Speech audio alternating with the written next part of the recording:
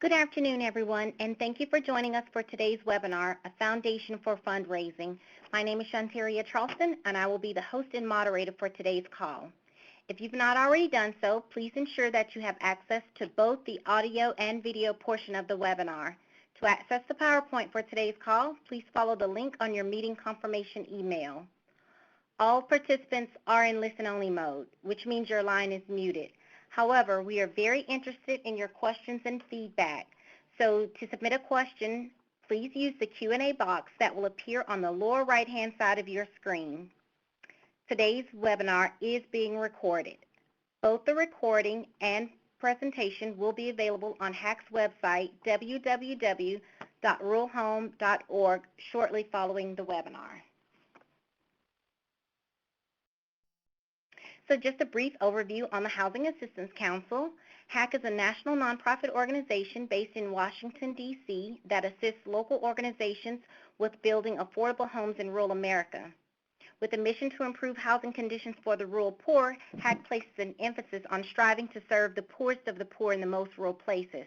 HAC emphasizes local solutions, empowerment of the poor, reduced dependence, and self-help strategies.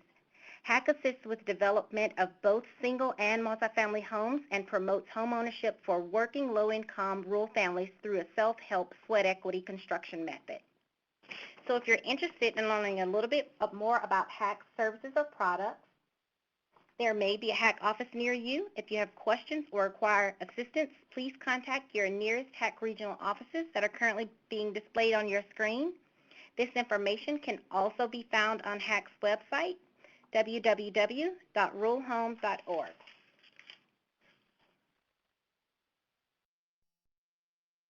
So again, I want to thank you for joining us for today's webinar, A Foundation for Fundraising. I'd like to go ahead and introduce our speaker and presenter for today, HAC's very own Kelly Cooney.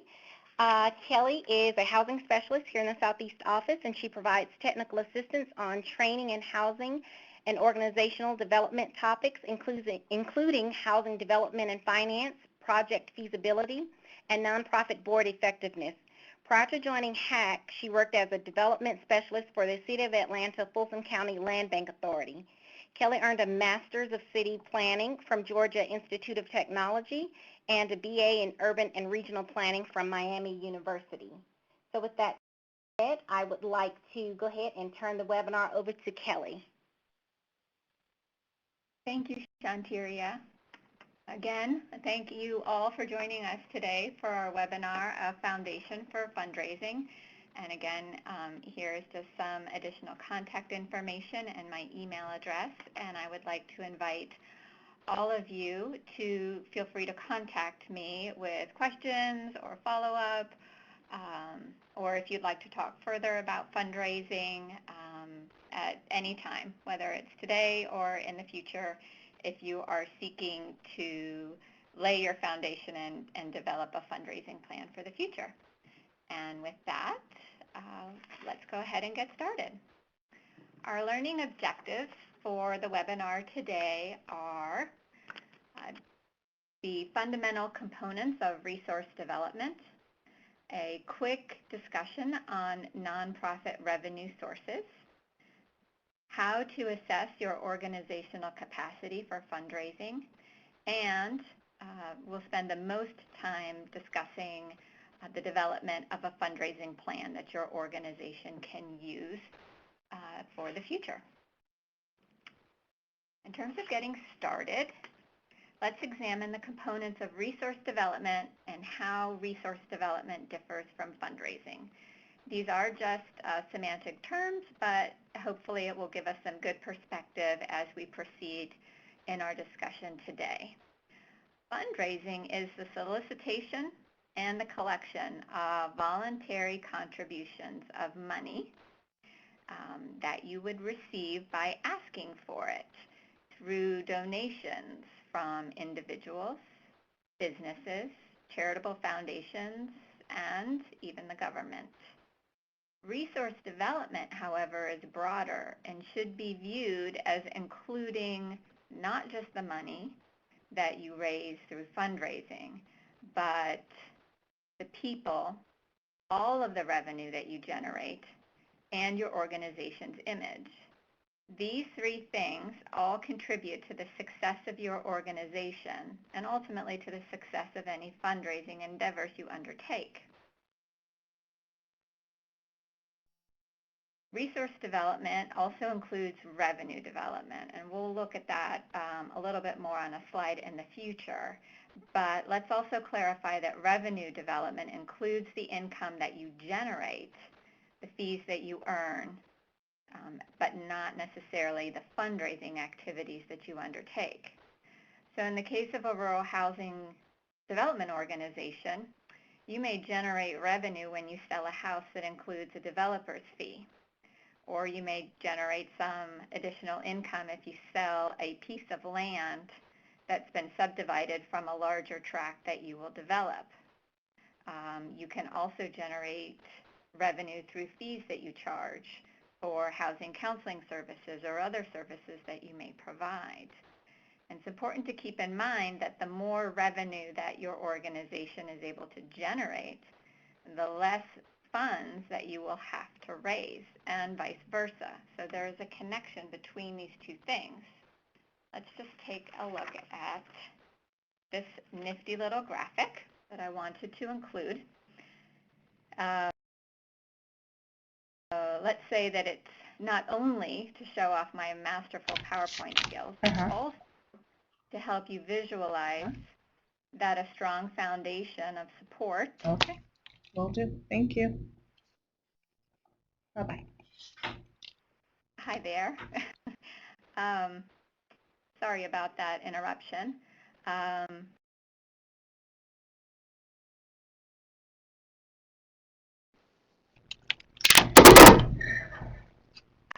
Terry, I think we have some additional people or Yes, sound. I am actually muting that attendee. Okay. Apologies for that Sorry. interruption. Thanks very much.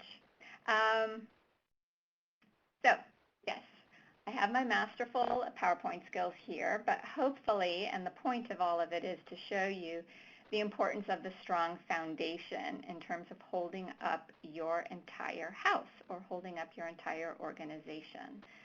So by having a strong foundation of services that you provide, you are able then to cultivate the three pillars of resource development. You're able to cultivate successful people, the generation of money, and a strong image. And all of those things go into a successful organization and result in the financial stability and the implementation of your mission and the ability to meet the needs in your community.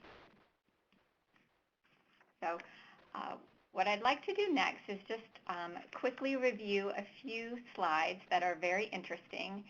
And I first saw these slides, albeit with outdated information, gosh, probably about 20 years ago. And if you operate in fundraising circles or go to fundraising trainings, this information is almost always presented, but I think that it is incredibly valuable, not only to review if this is not a topic that is new to you, but also to clearly understand and to keep in mind as you are looking to generate funds.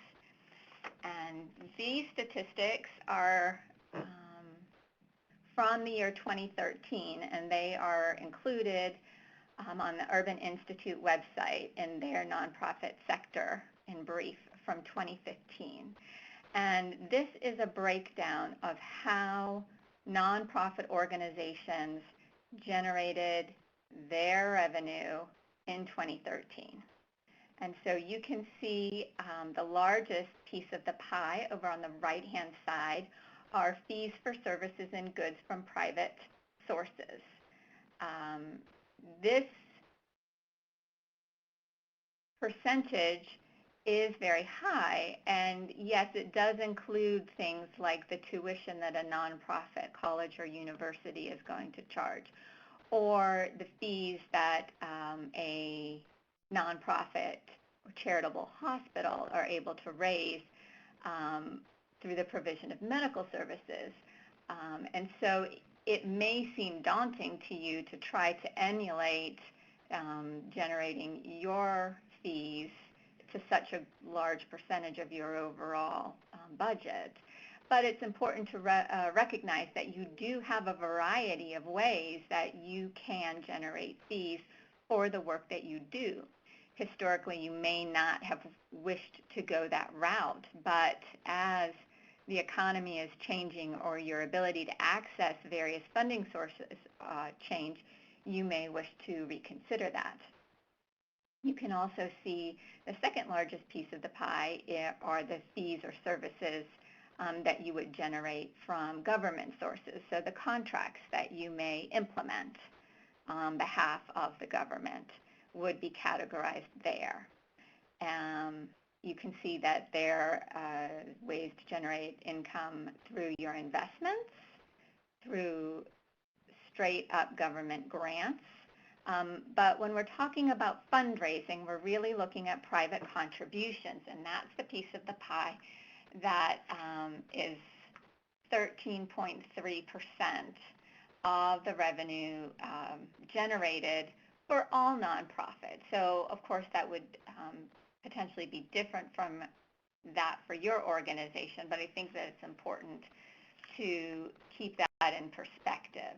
And when we talk about that breakout of those contributions, we are looking at how much money is generated by corporations, foundations, and individuals. And individuals through their direct giving and then through their bequests that they may make for your organization in their wills. And so we can see that that 13.3% of the pie is dominated largely by the giving of individuals, not the giving of foundations and not the giving of corporations. And I think this graphic is important for all organizations to see and to take into consideration in terms of how you look at fundraising, how you have historically looked at it, and how you may wish to look at raising funds in the future by knowing this information here. Let's see. Okay. Of that revenue that's generated by individuals and through bequests, here are the breakdown of where that money generally goes. And you can see that religious institutions receive the largest piece of that pie. Over 30% of donations that individuals make in their lifetime or through their wills go to their places of worship or to places of worship. A large percentage, but only 15%, go to education. That could be to supporting a school, either that they attended as a student and are now an alumni, or it could be supporting a school in their community. And then human services, I think, are where organizations such as ours would fit into that category, and they are somewhere in the neighborhood of 12.5% of that total pie. Grant-making foundations such as the United Way or regional community foundations also receive over 10%, and then healthcare charities and hospitals follow up with donations of about 8% or so. So when we're looking at the total potential dollars that are raised, we need to not overlook the individuals in our community as a resource for generating funds. And I know that a lot of nonprofits, at least that I work with, tend to not want to go this route, either because the dollar value seems small or the legwork seems daunting in order to get there. But I think that hopefully by seeing these graphics, it will give you some perspective and perhaps motivate you to reconsider individuals as one way of generating funds for your organization. Moving on, before you get started in fundraising, I think that it is very important to assess your organization's capacity to undertake fundraising.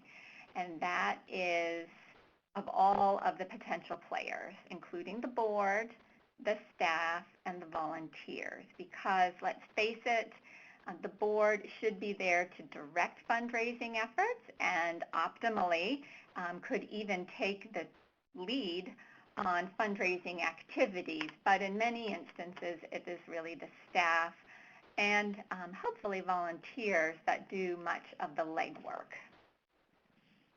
So in order to evaluate your organization's capacity and willingness to undertake the task of fundraising, it is important to ask yourself a series of questions.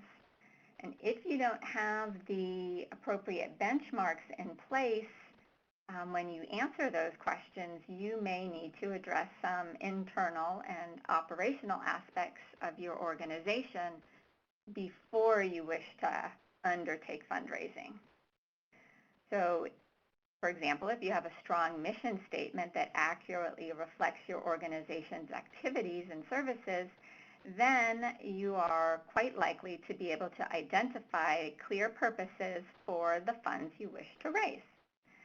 In order to determine your capacity for fundraising and doing the legwork and being successful stewards of the monies that you raise, you really need to take a look and determine if you have the staff in place with the time available or the volunteers needed. You have a high-functioning board of directors, a track record of accomplishments, and you're able to demonstrate fiscal responsibility for the monies that you currently use and implement. Do you have a strong track record of support from various entities? If so, then you can use that and oftentimes capitalize upon that in terms of generating additional money. If some organizations or some funders or some individuals have taken a chance and invested in your organization and you've been able to generate strong results, then you have the track record in place to go forward and request additional funds from new sources. Do you have a positive image in the community? If so, then that will go a long way as well in terms of being able to open doors and generate funds in the short term or in the long term. And again, if you answer no to any of these self-assessment questions, you may need to do some internal work or look at the operational aspects of your organization before you wish to undertake and invest the time needed for fundraising. And with this, I'm going to go into my first nonprofit fundraising joke of the day. No groaning, please. So, what do you get when you cross a housing program manager, a volunteer coordinator, and a janitor? Answer: staff that probably looks like the staff at your organization right now. But So it's important to know that fundraising is an important activity for all nonprofit organizations to undertake. But going back to my joke, it adds to the workload of what are probably very busy and perhaps overworked staff in your organizations right now. So it's important to recognize this and to plan for it accordingly. The more important fundraising is or becomes to your organization, the more that the board and management and all staff really need to plan to incorporate these fundraising activities into their weekly workload or monthly workload. There are a variety of different ways that any organization can choose to incorporate fundraising into its ongoing activities. But I think we can all agree that the work is not going to get done by your existing staff if you don't have a proactive approach and the strong buy-in and support of management and the board of directors. So our fourth learning objective is understanding how to develop a fundraising plan. And this is the proactive approach to fundraising that I mentioned previously, and that can be achieved by developing and implementing a fundraising plan. And there are 6 steps that we will review in the following slides. But before we do that, let's go back and reinforce one more time for you, for your board, for your management, for everyone, why your organization should take the time to burden itself with the development of more documents and commit yourselves to more work and more deadlines. Why develop a fundraising plan? Well, your organization doesn't begin to build a home without all the financing clearly in place. That is kind of housing development 101, and the banks buy into that, and you probably couldn't get any funding from them without that. And a half-built house without the money to install the windows or lay the flooring or finish the roof doesn't do anybody any good, and it doesn't meet your mission. So you carefully plan for your housing development activities with your sources and uses budgets, a development timeline, a pro forma. You may have a business plan for new endeavors, and all of these documents guide your organization's housing development activities. They provide you with the information that you need to take to funders and the bank, and they are the basis for your subsidy applications, your application narratives, your loan documents, and they are things that you probably use to plan staff time and calendar your activities for the year, all in support of the project. And so if we look at that and compare it to fundraising, a half-hearted approach to fundraising is more likely to resemble a half-built house. It's an unfocused effort that does not do a lot of good to anybody or your organization in the long run. So if you're going to commit to fundraising, let's go all the way and discuss the steps of developing a fundraising plan.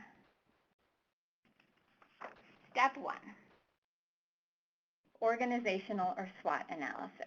The first step is to look at your organization with clear eyes. So conduct a SWOT analysis if you don't already undertake that activity pretty routinely for strategic planning purposes. And if you do, then you can review a recent SWOT analysis for your organization. In addition to identifying what are the strengths, weaknesses, opportunities, and threats to your organization, you really need to spend some time understanding why those things that you've identified are indeed the case. Why are certain things strengths for your organizations and why are other things weaknesses? For example, if your organization has a lot of name recognition in your community, why is that the case? Is it because you have a great website? Do you have a large mailing list? Do you regularly print and mail annual reports to all potential stakeholders? Are your board members really connected within the community and local and regional government entities? Do they draw a lot of positive attention to your organization? By really taking a look and understanding your strengths, weaknesses, opportunities, and threats, you will be in a better position to capitalize upon them or make improvements for the future and use them as you undertake fundraising activities. This is also a good time to examine the strengths, weaknesses, and opportunities of your board and your staff.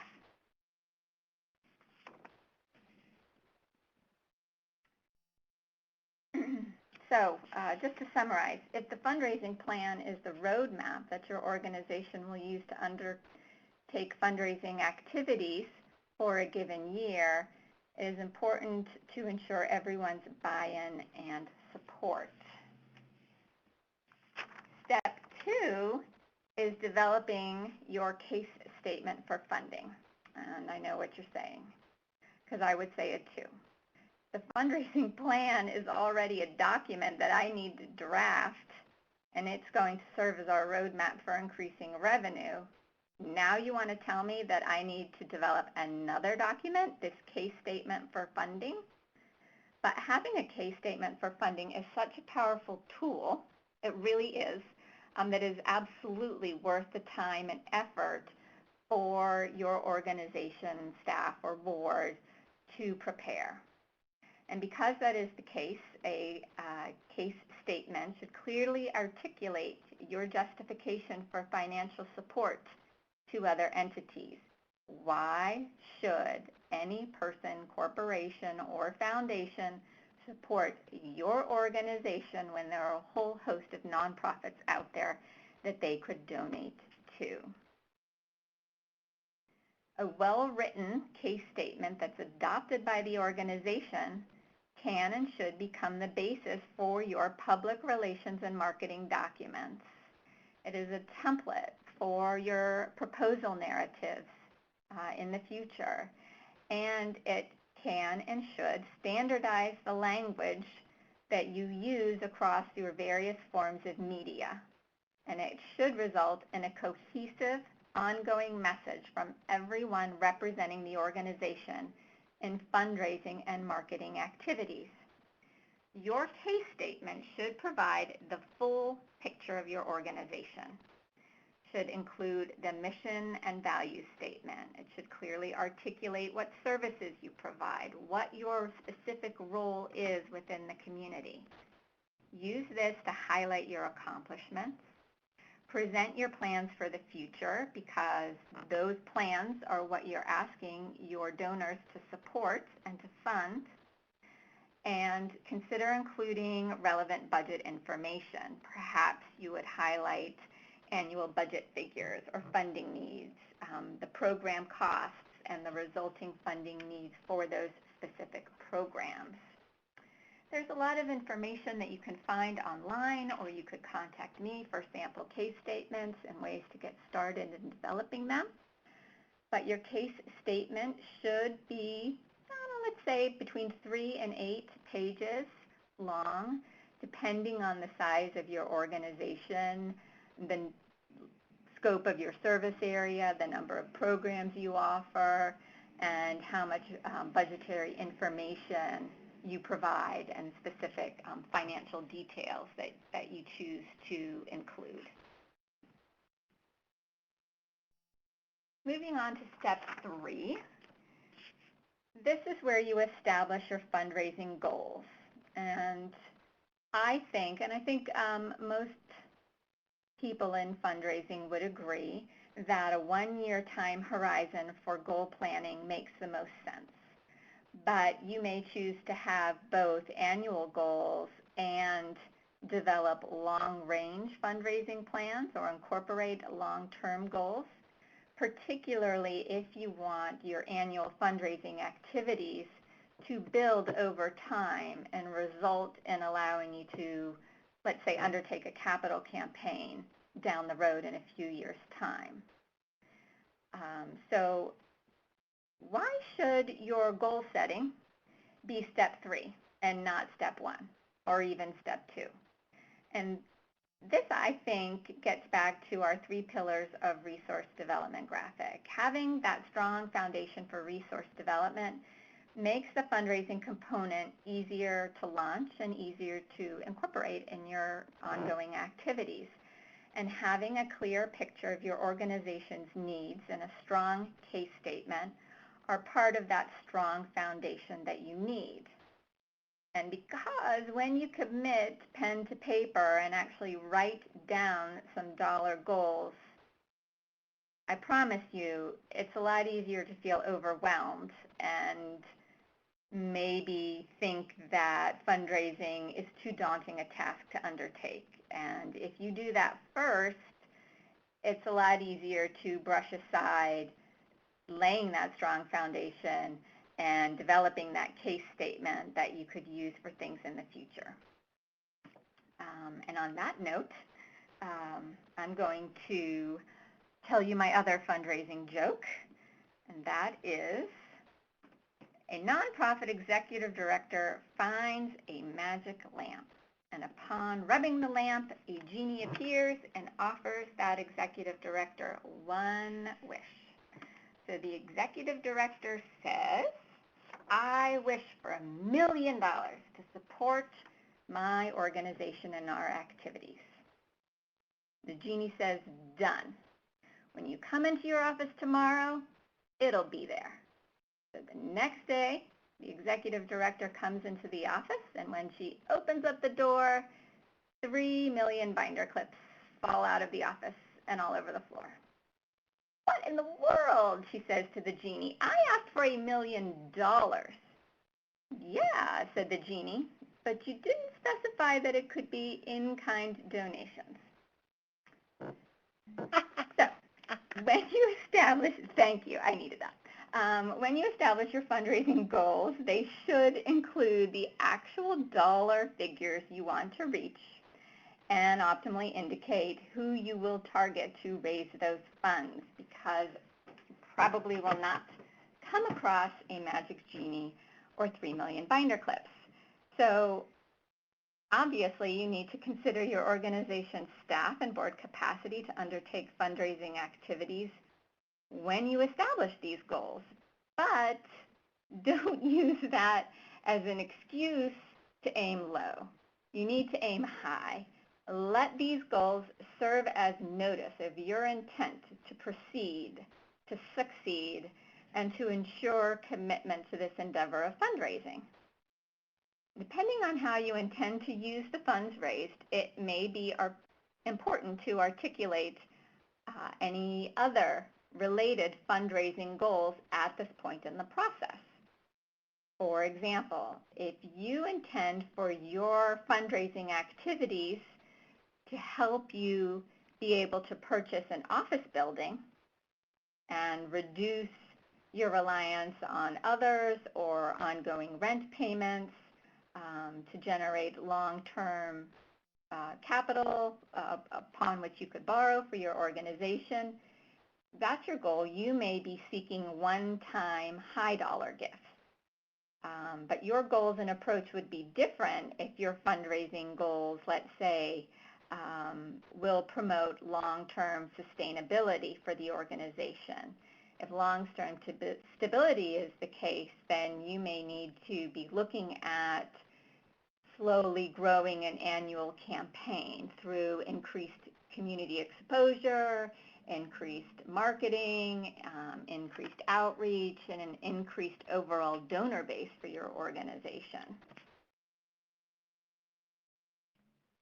Moving on, step 4 is when you get down to business and you make some commitments. If your fundraising plan is the roadmap for your organization to follow, this is the point where you research your options and commit to the highways and byways that you will take to get there. You may develop action plans you may develop multiple action plans, if you intend to undertake various types of fundraising activities. And that would be because the action plans for an annual giving campaign, a fundraising special event, and the generation of proposals to foundations and corporations are going to be very different. Your target audiences, your strategies, your timeline, who's involved for all of those different types of fundraising activities are likely to be different. So when you're developing your action plan for any or for all of these types of activities, you need to be sure to include a clear understanding of who your target audience or audiences are. You need to identify your specific strategies for cultivation. Does that include making a case to individuals? Does that include going to corporations? Does that include small dollar gifts or large dollar gifts or having special events? For whatever it is that you choose to undertake, you need to have a timeline and make assignments now for all the relevant players involved. the staff, the board, and your volunteers. It's also important to have an oversight or a management plan to help ensure that you succeed. And now is also the time to recognize and develop any policies that are related to these fundraising activities. And what do I mean about the development of policies related to fundraising activities? Well, depending on your efforts, you may need to determine and approve various policies or procedures on things such as the acceptance of gifts, be they in-kind donations of binder clips or gifts that you would use in a raffle at a special event, or gifts or bequests of stock to your organization. Things that you would need to specifically consider could be who are the staff or board that are responsible for acknowledging those gifts, who writes the thank yous, who tracks the summary of donors for the annual report, and so on. How do you record these gifts? How will you ensure the confidentiality of any anonymous donors? Do you have a policy for the handling of bequests or gifts of stock or bonds? Would you hold them or would you sell them? And these are all, trust me, these are all great problems to have, and they're good situations to encounter. But it is important for you to give thought to how you will handle them before they come about. Move on to step 5. Step 5 is when you get down to the business and do the work that you outlined previously. And here I have included just the key components of an action plan for a special event. And let's be clear, this is not what your action plan should look like. This is just a quick summary I put together to use on this slide. And hopefully, even though this is a simple table and not nearly as thorough as your action plans will be, you can see that when you commit to the various aspects of an action plan, it makes completing the work more manageable by identifying what the steps are, breaking them down by who will be responsible, having a regular structure for reporting, a mechanism for oversight. Then it's far more likely that all of your team players will remain accountable, and with that management plan, you'll have that built-in method and means to address any unexpected complications and make the necessary changes or improvements or reassignments. So this document or this table for the case of this webinar would look very different, but I wanted to provide it simply to give you some guiding tools as you get started, and to recognize that any document that you develop for fundraising is a tool, an internal tool, and really for the benefit of your organization. Finally, as with any program that your organization administers as part of your mission, you should evaluate this effort as well. You need to evaluate your fundraising efforts. You need to reflect on what has worked and what did not work and why things worked or did not work. You need to recognize and identify the changes that you would make if you were to do this again, how you would adjust your policies and procedures, and how you would hopefully simplify things for the benefit of everyone involved in the future. All the players in your fundraising efforts really should debrief, or if there are a lot of them, you could go ahead and have them complete a survey, and they can use that information to fully understand and evaluate your efforts. And this really wraps up the bulk of our presentation on the foundation of fundraising. I hope this information has provided you with the first steps of laying your organization's foundation for fundraising and has provided you with an understanding of the fundamental components of resource development, information on nonprofit revenue sources, how to assess your organizational capacity for fundraising, and what are the steps and components of developing a fundraising plan. And before we proceed with any questions that have been submitted along the way, or if you wish to submit any questions, please take the time to do that now. I would like to thank you very much for attending today's webinar. And again, as Shantiria mentioned early on, the PowerPoint slides and this recording will be posted on HAC's website in the very near future. And we hope that you have found this webinar informative. And please look forward to next month's webinar and join us when we take a more detailed look at proposal writing. And now is the time where I am going to look and see if we have any questions that have been submitted. See.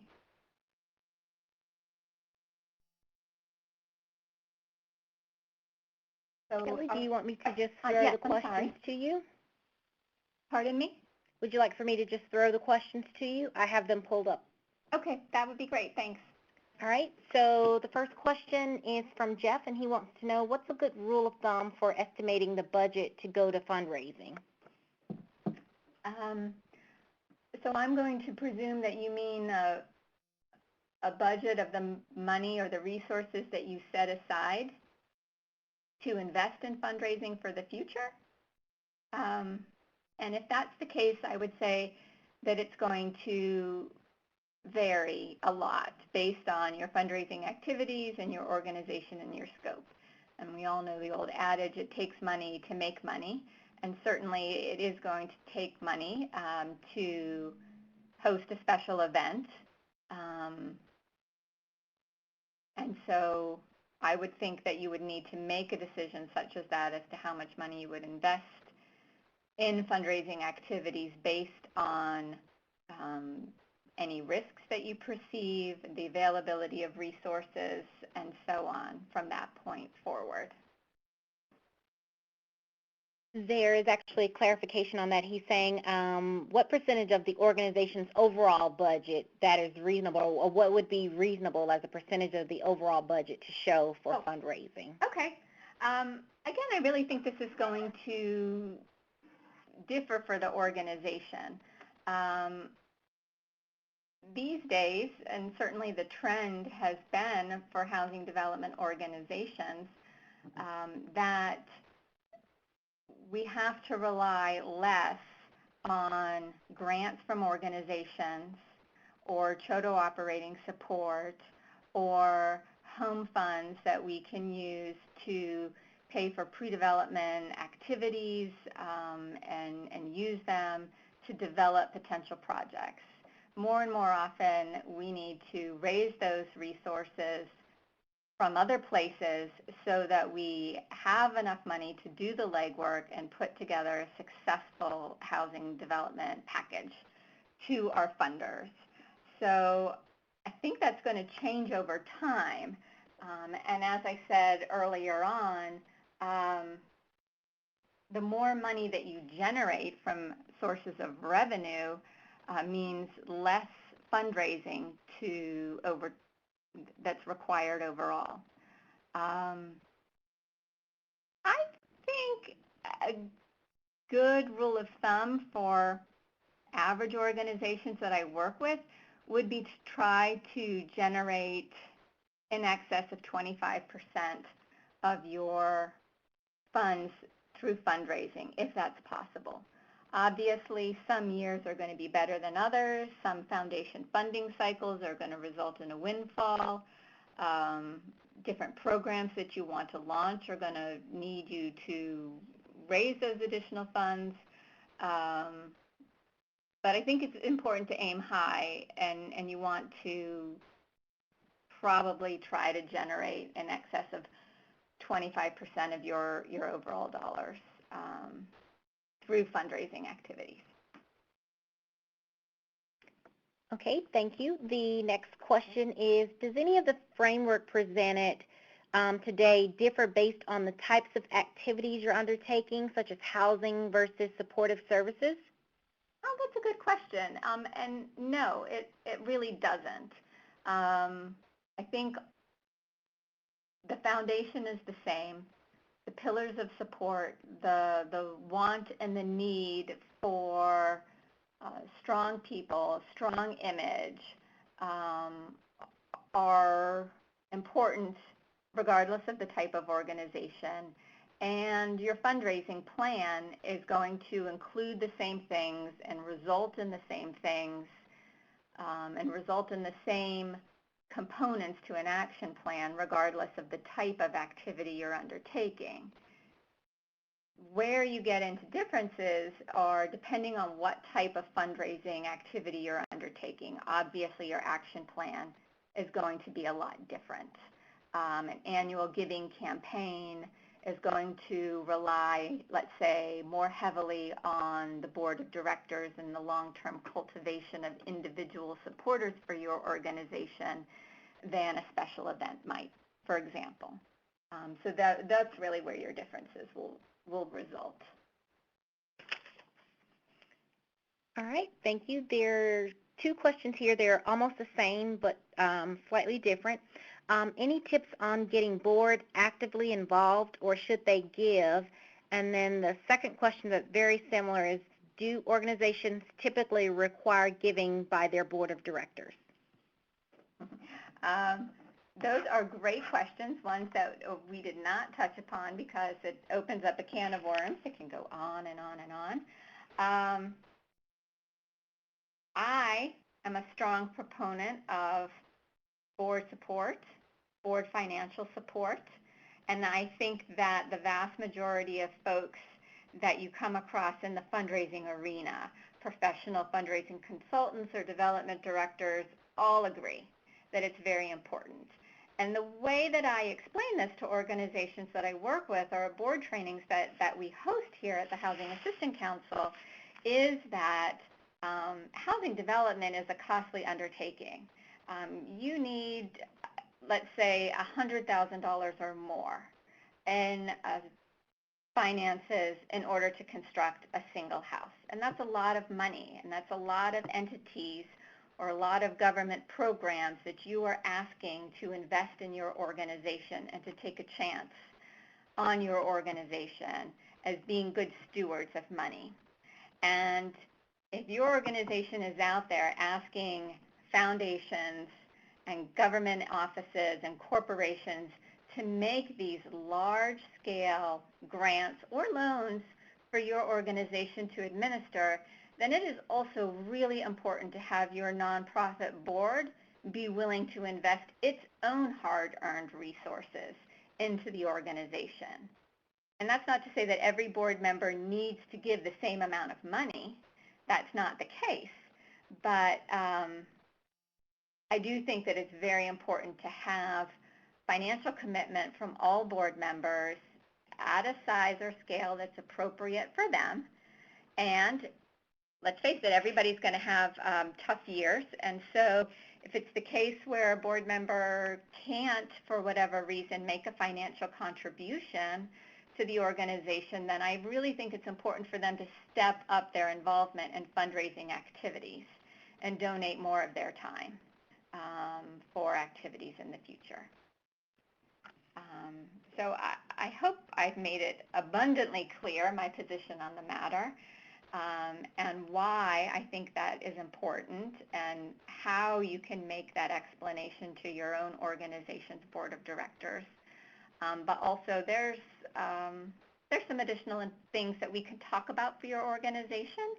And this goes back to the organizational self-assessment as well.